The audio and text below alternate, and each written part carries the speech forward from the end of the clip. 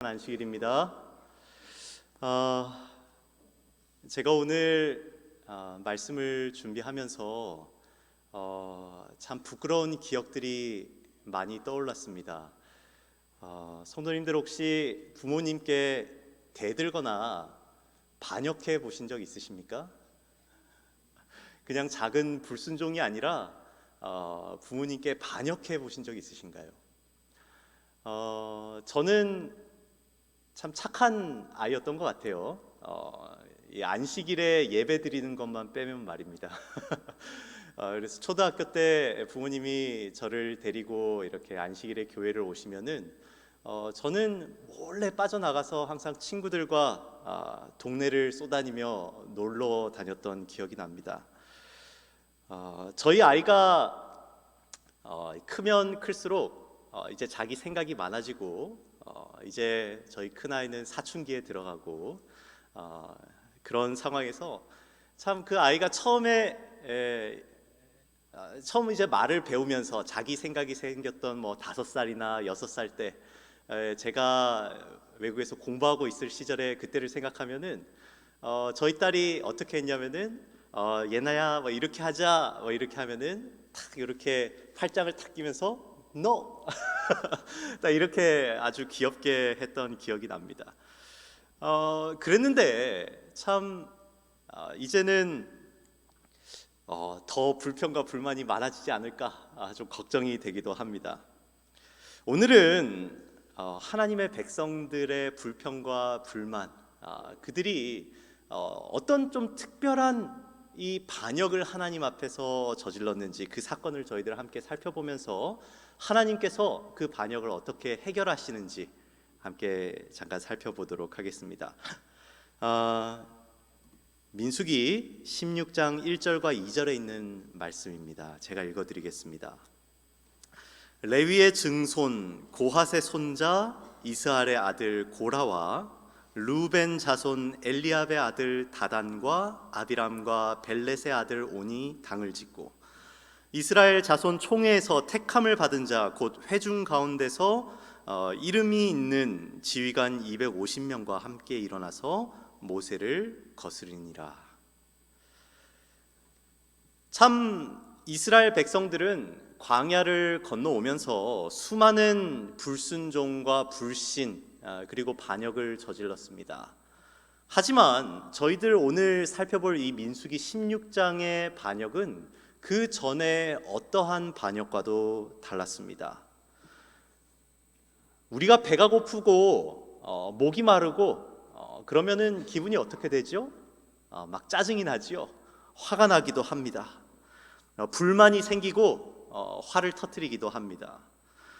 그 당시 이스라엘 백성들이 많이 그런 일들을 겪었습니다.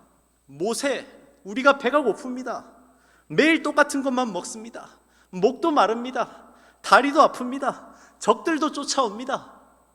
길이 너무 험합니다.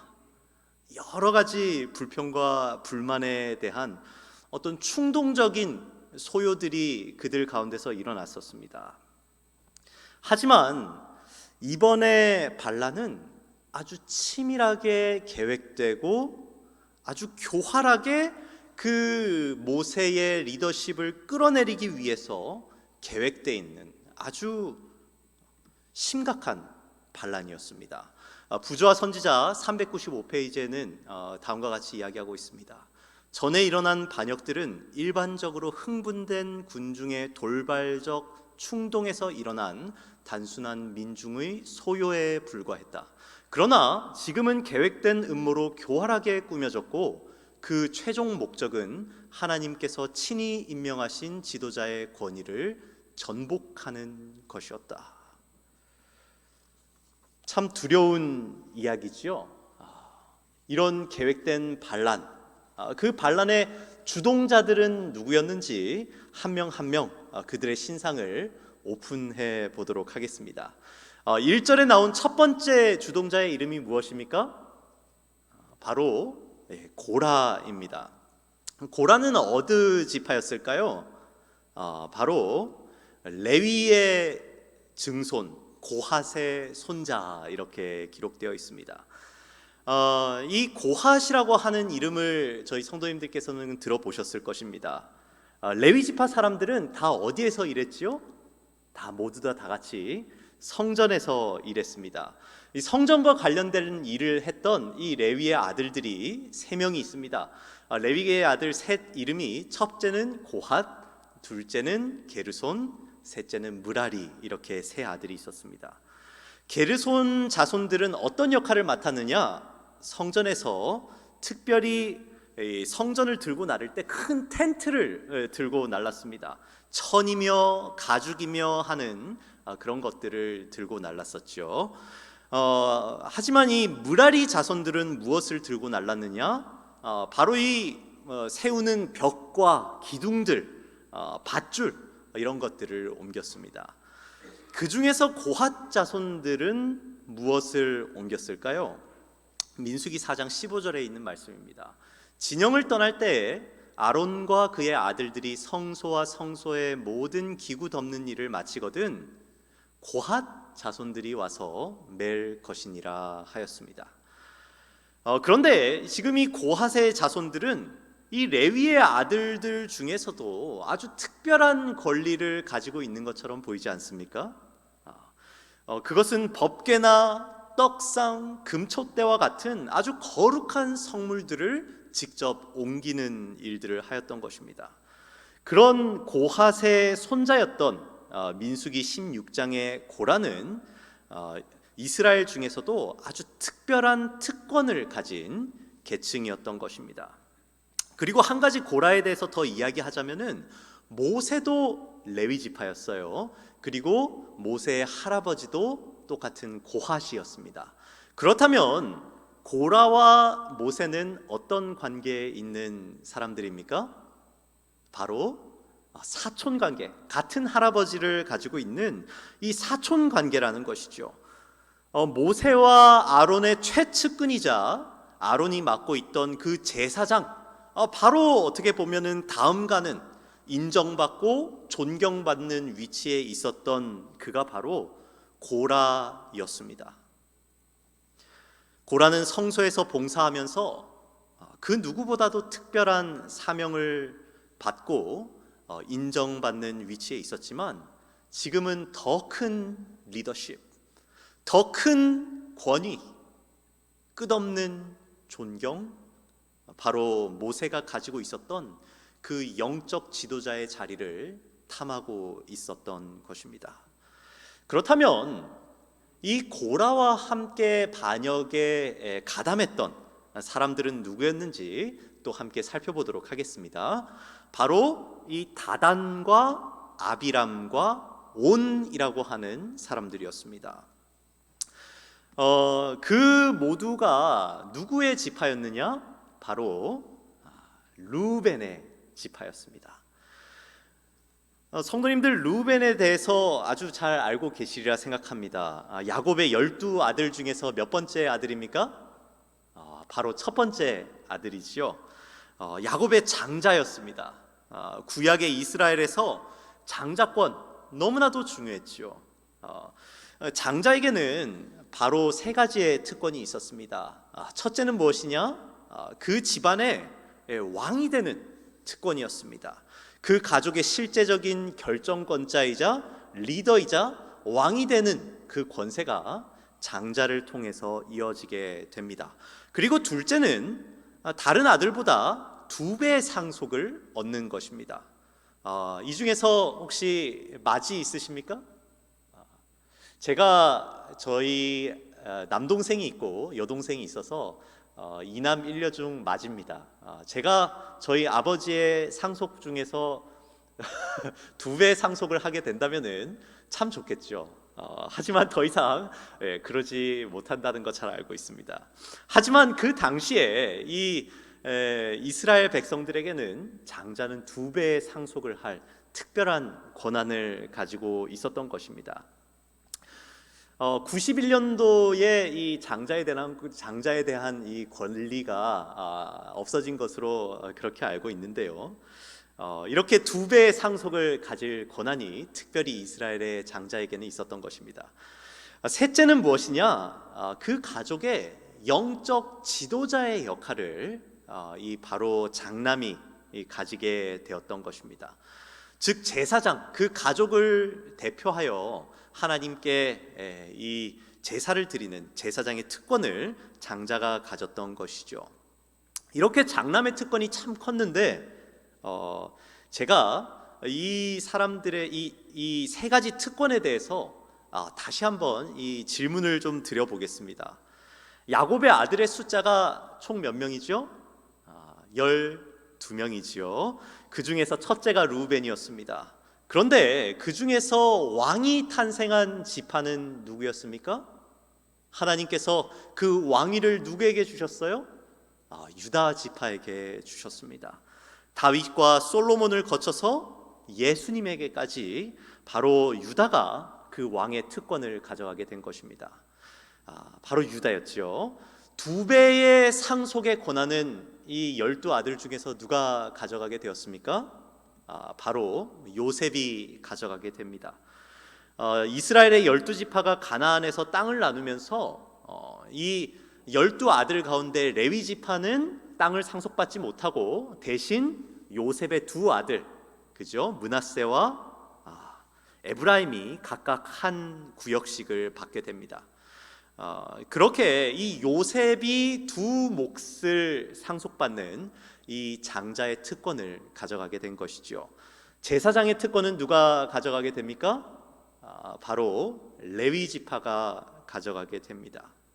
그러면 르우벤에게 남아있는 장자의 권리가 있습니까? 없습니까? 전혀 남아있지 못한 거예요. 그러니까 기본적으로 르우벤은 굉장히 자존심이 상해 있는 것입니다. 장자로서의 그 위엄과 권리, 그 특권을 찾아오고 싶은 것이죠. 성도님들, 여기 지도를 한번 보시면은 성막을 중심으로 12지파가 어떻게 진을 치면서 이 광야를 여행했는지 나타납니다. 이 성막을 가운데로 두고 가장 성막 주변에 진을 쳤던 사람들은 바로 레위인들이었습니다. 동쪽에는 모세와 아론의 아들들이 진을 쳤고요. 성막의 입구 지역이죠.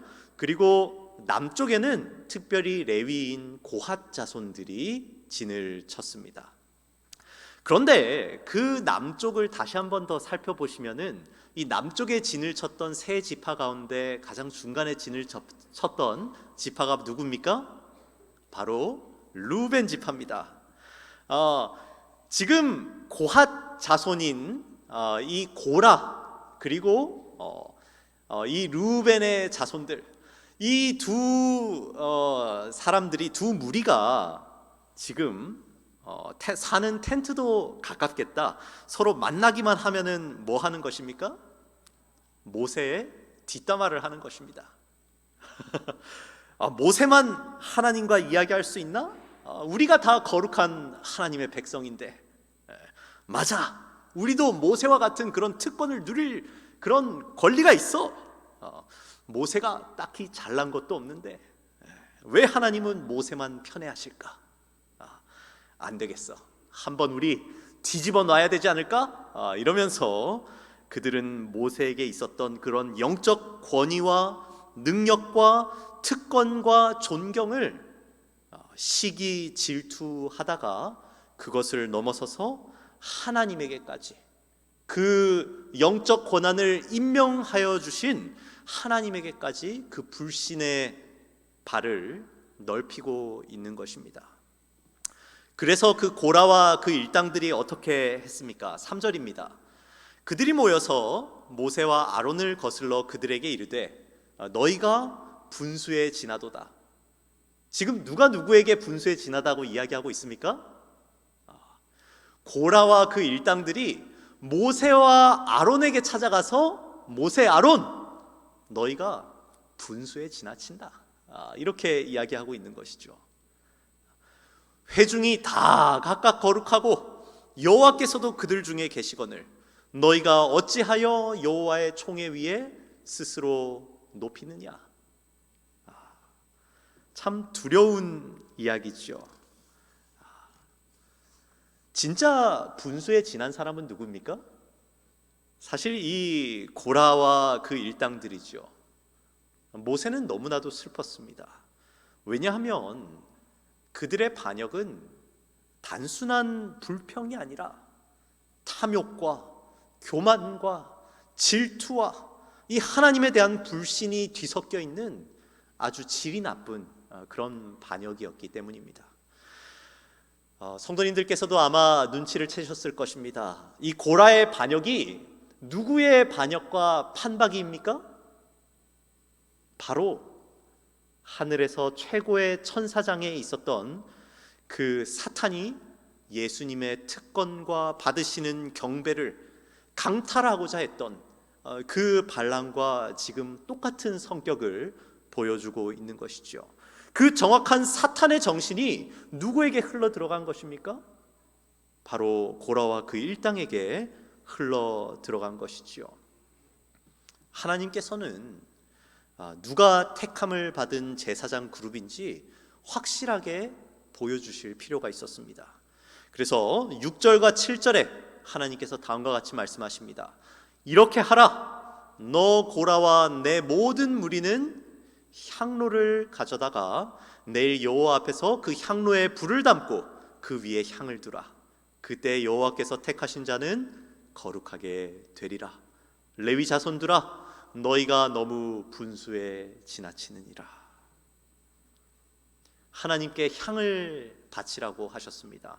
그 향을 바치는 그 분향의 일은 누가 하게 되어 있습니까? 바로 제사장이 하게 되어 있는 것이죠. 그런데 제사장도 아니면서 내일 아침 향로를 들고 성막에 모이겠다고 결심하고 나오는 사람들은 다 어떤 사람들입니까? 어떤 정신을 보이는 것입니까? 나는 결국 하나님의 뜻과 상관없이 나 스스로 높여서 제사장이 되겠다는 사실을 드러내는 것이지요. 내가 가장 거룩한 자리에 나 스스로 오르겠다라고 하는 정신을 그들이 보이는 것입니다. 그 다음날 아침 다 자기 향로를 들고 성막 앞에 모세와 아론을 두고 섰습니다. 지금부터 어떤 비극적인 이야기가 나올지 성도님들 잘 알고 계시죠? 31절부터 35절에 있는 말씀 제가 잠깐 읽어드리겠습니다. 그가 이 모든 말을 마치자마자 그들이 섰던 땅바닥이 갈라지니라. 땅이 그 입을 열어 그들과 그들의 집과 고라에게 속한 모든 사람과 그들의 재물을 삼키매 그들과 그의 모든 재물이 산채로 수월에 빠지며 땅이 그 위에 덮이니 그들이 회중 가운데서 망하니라. 여호와께로부터 불이 나와서 분향하는 250명을 불살랐더라. 이 얼마나 비극적인 사건입니까? 그들의 죄악의 잔이 차고 넘쳐서 결국 심판을 받기까지 이르는 것입니다. 어떤 세대주의자들은 그렇게 이야기하지요.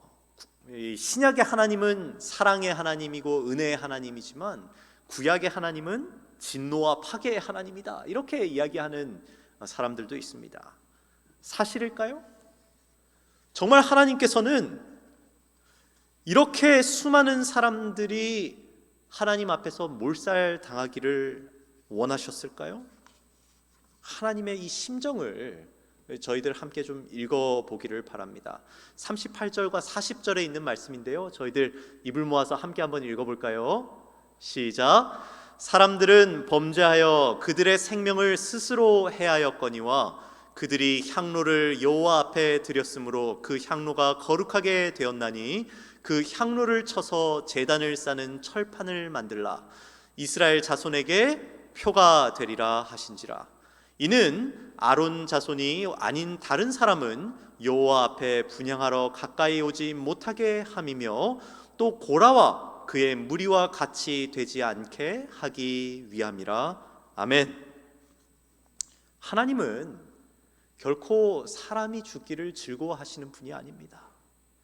하나님의 영광 앞에 뻔뻔하게 이 교만과 탐욕의 죄를 가지고 그분의 영광 앞으로 걸어 들어온 자들은 그들이 지금 이 38절에 뭐라고 되어 있습니까? 그들의 생명을 스스로 해하였다. 이렇게 하나님께서 말씀하시는 것입니다. 그리고 그 죄의 길을 다시 표를 세워서 그 길을 가지 못하도록, 그 죄의 길은 진입 금지야. 나의 사랑하는 백성들아, 그 길로 가지 말거라. 이렇게 우리를 살리시기 위해서 표지판을 세우시는 분이 하나님이심을 저희들 감사하게 되기를 간절히 바랍니다. 우리들의 하나님은 구약의 시대든 신약의 시대든 동일하게 공의로우신 사랑의 하나님이신 것입니다. 하나님께서 직접 선포하시지요. 하나님께서 자기 자신을 이스라엘 백성들에게 시내 산에서 다음과 같이 선포하십니다. 여호와께서 그의 앞으로 지나시며 선포하시되 여호와라 여호와라, 자비롭고 은혜롭고 노하기를 더디하고 인자와 진실이 많은 하나님이라. 또 예레미야 29장 11절에 다음과 같이 하나님께서 선포하십니다.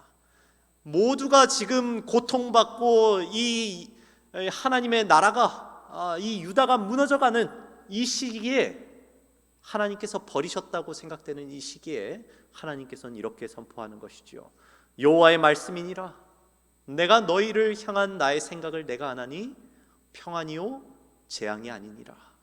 너희에게 미래와 희망을 주는 것이니라. 아멘입니까?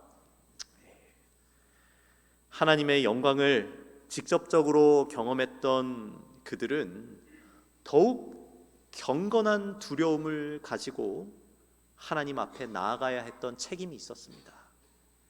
더욱 큰 빛이 주어진 그들에게 더욱 큰 책임이 주어졌던 것이죠.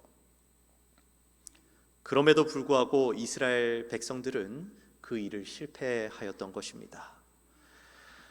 고라의 반역은 그렇게 마무리되나 싶었습니다. 하나님께서 분명히 이스라엘 백성들에게 보이셨습니다. 그 반역은 정말 하나님 앞에서 불의한 반역임을 하나님께서 분명히 보이셨어요. 그런데 이튿날이 되었습니다. 바로 그 다음 날이 되었어요. 그 다음 날 어떤 일이 일어납니까? 이튿날 이스라엘 자손의 온 회중이 모세와 아론을 원망하여 이르되 너희가 여호와의 백성을 죽였도다. 이 얼마나 두려운 일입니까? 믿을 수가 없죠. 하나님의 위대하고 이 경외할 만한, 두려워할 만한 역사를 보고도 바로 그 다음 날 그들은 다시 와서 모세와 아론을 향해서 따지기 시작하는 것입니다. 너희가 여호와의 백성을 죽였도다. 한번 사탄이 이 하늘에서 반역의 씨앗을 심고 그 정신이 이 이스라엘 백성 가운데로 미치기 시작하니까 걷잡을 수 없이 그 악의 뿌리와 영향력이 펼쳐져 나가는 것이죠. 그때 다시 한번 하나님께서 영광으로 나타나셔서 이렇게 말씀하십니다. 44절과 45절입니다. 여호와께서 모세에게 말씀하여 이르시되 너희는 이 회중에게서 떠나라. 내가 순식간에 그들을 멸하려 하노라 하시매 그 두 사람이 엎드리니라. 하나님 앞에 이스라엘 백성들의 죄가 지금 차고 넘치려 하고 있었습니다. 하나님의 심판이 그들에게 임하려고 하는 직전이었습니다.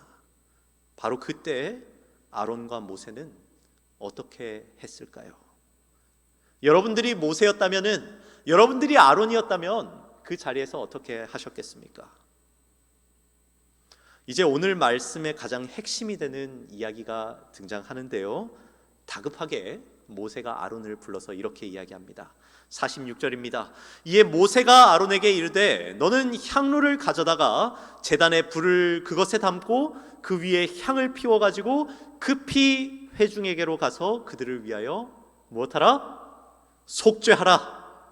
여호와께서 진노하셨으므로 연병이 시작되었음이니라. 아론이 모세의 명령을 따라 향로를 가지고 회중에게로 달려간즉 백성 중에 연병이 시작되었는지라. 이에 백성을 위하여 속죄하고. 지금 아론은 중보의 향로를 들고 그들의 죄 때문에 병들어 죽어가는 이스라엘 백성들 가운데로 속죄하기 위하여 달려가고 있는 것입니다. 죽어가는 영혼들 가운데 속죄를 위하여 달려가는 이 모습, 누구의 모습과 똑같습니까? 누가 이 죽어가는 우리들을 위해서 속죄하기 위해서 이 땅으로 달려오셨습니까? 바로 예수 그리스도의 모습이죠. 하나님께서 예수 그리스도를 이 땅에 보내시어 죽어가는 인류를 구원하시고 중보하시고 속죄하기 위하여 이 땅에 예수 그리스도께서 오신 것입니다. 그런데 이것이 이 예수 그리스도의 봉사라고 하는 사실이 어디에서 또 다시 한번 확실해지냐면은 바로 이 향로의 불을 담는 그 장소에서 분명하게 드러납니다. 이 향로의 불을 어디에서 담아옵니까? 바로 제단에서 담아오는 것입니다. 제단에 불을 담아요. 이 성경에서 단이라고 할 때 이 분향단을 가리킬 수도 있고 이 번제단을 가리킬 수도 있습니다. 이 둘 가운데서 어디서 담아왔을까요? 성경을 보면 이 분향단의 불은 무조건 그 향을 붙이는 그 불은 어디에서 담아오게 되어 있냐면은 번제단에서 그 불을 담아오게 되어 있었습니다. 즉 이 아론이 그 기도와 중보와 속죄의 향불을 붙여가지고 가는 그 불은 예수 그리스도의 희생으로 인한 희생과 이 중보와 화목의 제단의 불이었던 것입니다. 그 제단의 불을 들고 아론은 죽어가는 백성에게 속죄하기 위하여 달려가고 있는 것입니다. 예수님께서도 이 땅에 오셔서 십자가의 피를 가지고 우리의 죄를 위하여 속죄하시고 중보하시고 탄원하시죠. 이 얼마나 귀중한 표징입니까? 아론이 제단에서 불을 담고는 그 향로를 들고 사람들에게로 달려갑니다. 그리고 그 반대편에서는 연병이 시작되어서 이스라엘 백성들이 지금 쓸려가고 있어요. 조금만 지나면 모든 이들이 그 죽음의 파도에서 삼켜질 것만 같은 그런 상황인 것입니다. 사랑하는 성도님들, 쓰나미가 온다면은 저희들 어디로 달려가야 합니까? 이 중에서 쓰나미가 오고 있는 그 파도를 향해서 달려가실 분이 계십니까? 아무도 계시지 않을 거예요. 파도가 달려오는 그 반대 방향으로 도망가실 것입니다. 살려면 반대로 뛰어야 하는 거예요. 하지만 아론은 지금 죽음의 파도를 향해서 사랑하는 백성들의 속죄를 위하여 달려가고 있는 것입니다. 오늘의 이야기의 절정이 되겠는데요, 48절에 있는 말씀을 47절과 좀 연결해서 읽도록 하겠습니다. 성도님들 가능하시면 다 같이 입을 모아서 마음을 모아서 함께 좀 읽어보도록 하겠습니다. 47절부터 읽겠습니다. 시작. 회중에게로 달려간즉 이에 백성을 위하여 속죄하고 죽은 자와 산 자 사이에 섰을 때 연병이 그치니라. 언제 그 연병이 그쳤습니까? 그 속죄의 향로가 죽은 자와 산 자 사이에 섰을 때 멈춘다는 것입니다. 예수님께서 우리를 위하여 죽은 자와 산 자 가운데 서셨습니다. 이 땅에 오시고 자기를 희생하시고는 그 피로 우리를 위하여 중보하시고, 그때 비로소 하나님의 이 죄를 향한 진노가 멈추게 된 것입니다. 예수님께서는 한 손으로 하늘의 보좌를 붙잡으시고 다른 한 손으로는 죽어가는 우리의 손을 붙잡으신 것입니다.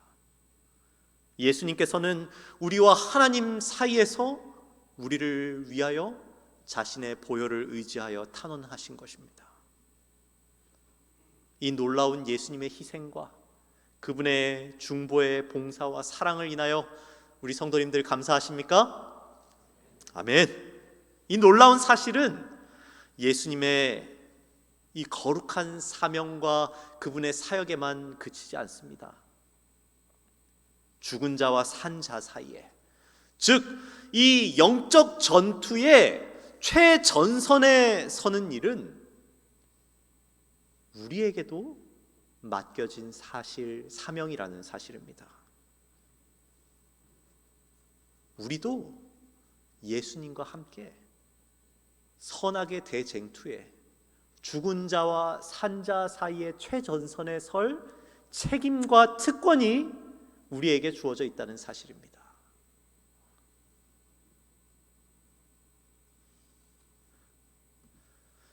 마태복음 16장 24절과 25절에 있는 말씀입니다. 이에 예수께서 제자들에게 이르시되 누구든지 나를 따라오려거든 자기를 부인하고 자기 십자가를 지고 나를 따를 것이니라.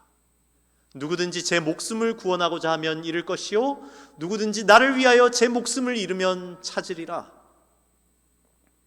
저는 오늘 이 소중한 안식일에 우리 모두가 이 아론과 예수님께서 보이신 이 거룩한 사명에 동참하기로 결심하기를 간절히 소망합니다. 우리도 그리스도와 함께 죽은 자와 산 자 사이인 그 대쟁투의 최전선에 서기를 하나님께서는 요구하시는 것입니다. 우리 주변에 얼마나 많은 사람들이 하나님을 모르고 죽어가고 있습니까? 그 죽음의 연병이 세상을 휩쓸고 있습니다. 그럴 때 예수님께서는 저희들에게 말씀하시죠. 죽음의 이 연병이 넘실대는 세상을 향해 달려가라. 고통받는 자들을 위하여 중보하라. 나의 십자가는 내가 졌으니 너희들의 작은 십자가를 지고 나를 따라오너라. 예수님께서 저희들에게 말씀하시는 것입니다. 우리는 주의 군사로서 예수님과 함께 삶과 죽음이 만나는 최전선에 설 때야만 우리의 가족과 이웃들이 헛되이 죽지 않고 예수 그리스도를 믿고 그 안에서 거듭나서 죽음의 연병이 그치고 우리 모두가 구원받고 진정한 예수의 제자가 될 수 있는 것입니다. 예수님께서 오늘 우리에게 물으십니다. 날 따라서 죽은 자와 살 자 가운데 설 사람은 누구인가? 제 인생을 이렇게 이끌어가는 성경절이 하나 있는데요, 바로 로마서 14장 8절에 있는 말씀입니다. 저희들 마음을 모아서 함께 한번 읽어볼까요? 시작. 우리가 살아도 주를 위하여 살고 죽어도 주를 위하여 죽나니 그러므로 사나 죽으나 우리가 주의 것이로다. 아멘. 누가 날 따라서 죽은 자와 산 자 가운데 설 것인가? 너의 가족과 이웃의 고통을 그칠 자는 누구인가? 누가 이 영적 전쟁의 최전선에 나와 함께 설 것인가? 예수님께서 오늘날 저희들에게 물으시는 것입니다. 사랑하는 성도 여러분, 이 중보의 그리스도의 사업에, 구원하는 그리스도의 사업에, 선교의 사업에 함께 협력하지 않으시겠습니까? 이 반역의 시대에 그리스도의 복음을 들고 용감하게 죽은 자와 산 자 가운데 설 사람은 누구인가? 예수님께서 오늘 저희들에게 물으시는 것입니다. 우리가 모두가 함께 용감하게 하나님께서 이끄시는 그곳 최전선으로 나가는 우리 모두가 되길 바라면서 오늘 말씀을 마치도록 하겠습니다.